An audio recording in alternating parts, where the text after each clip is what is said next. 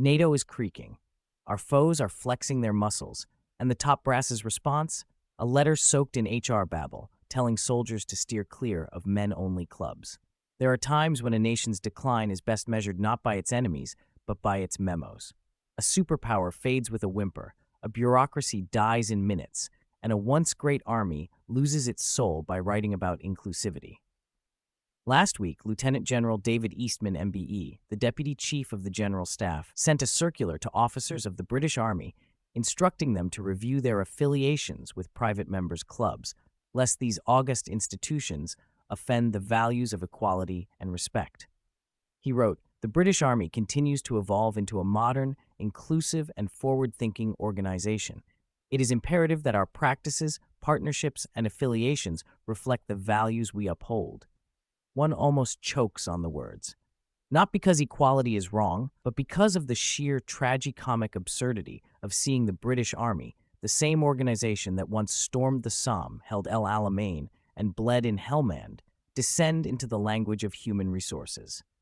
Field Marshal Montgomery would have needed a stiff gin before throwing the missive in the bin. You can picture it. A clutch of generals and civil servants in a conference room, soy latte foam drying on the table, earnestly debating whether membership rules and gender balance within clubs such as Whites or the Cavalry and Guards align with Army values. Imagine the reality dawning that the Cavalry and Guards Club, with its incredibly good value food and drink, might be the kind of place where the Guards and Cavalry might hold a function or gather on their evenings off when in London. Meanwhile, as they ponder such earth-shattering priorities, the world beyond their PowerPoint slides has turned hostile and multipolar. NATO is creaking. The Americans are tired. Russia, China, Iran, and the rest are testing the sinews of Western strength.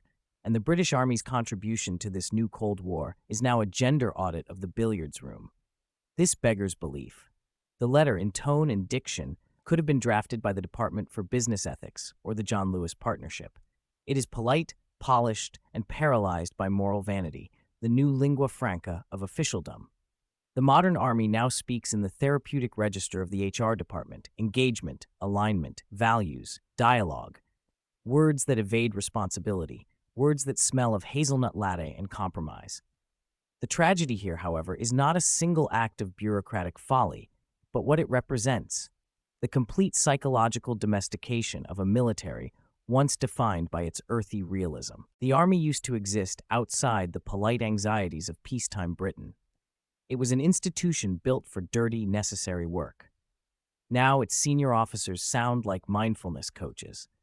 The whole performance is self-important and faintly comic, the moral preening of a force that has forgotten what it is for. We have replaced discipline with diversity, command with consensus, and purpose with policy language. This is not modernization. It is self-neutering. A force obsessed with optics cannot win wars. What's astonishing about the Eastman letter is not its sentiment, but its earnestness. It was clearly written in good faith by an intelligent man who believes the Army must mirror the society it defends. And that, perhaps, is the key problem. The Army is not society. It is the fence around it. Its purpose is not to reflect the national mood, but to resist it, to remain hard where the country is soft, decisive where the nation dithers. If the military becomes as performative and apologetic as the institutions it serves, then when war comes, as it always does, we will discover we have soldiers fluent in empathy, but rusty in arms. The Army is, unlike society, 10% female. And lest I be misunderstood, let me be clear. Women are an essential part of the modern military, and I welcome their inclusion. But this idea that we must all socialize together in pre-sanctioned locations that adhere to an approved set of woke diktats is a bureaucratic cul-de-sac. It's HR babble dressed up as moral progress. The Garrick, the Freemasons, or the MCC are not the problem, any more than women-only clubs such as FINA, the University Women's Club, the Albright, or the sorority are. Servicewomen and servicemen earn equality through merit, not through which clubs they choose to join in their off time. And here lies the deeper hypocrisy. Very senior officers frequently speak at, dine at, and are delighted to be photographed at the very gentlemen's clubs they now pretend to find problematic, not the ones with poles in the main room, but the old establishments of Pall Mall and St. James's, where port and pomposity flow in equal measure. In retirement, they will lunch and pontificate there happily, untroubled by the values of equality and respect. To scold the serving ranks for affiliations while polishing their own silver at Buck's or the Garrick is moral theater of the most English kind, prim in public, comfortable in private. Britain's enemies will not care whether our regiments have diverse golf memberships.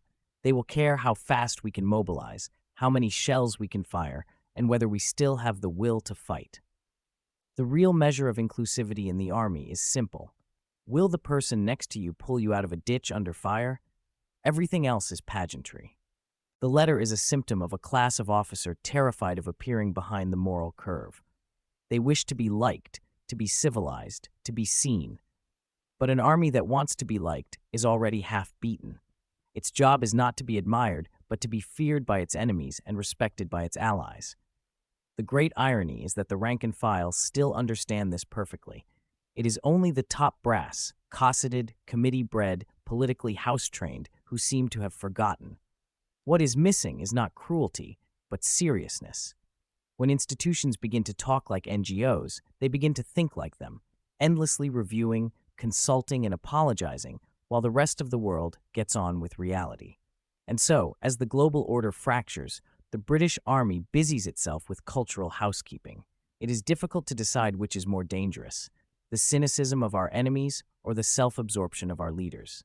A military that can no longer tell the difference between morale and morality is one that risks being irrelevant in both war and peace.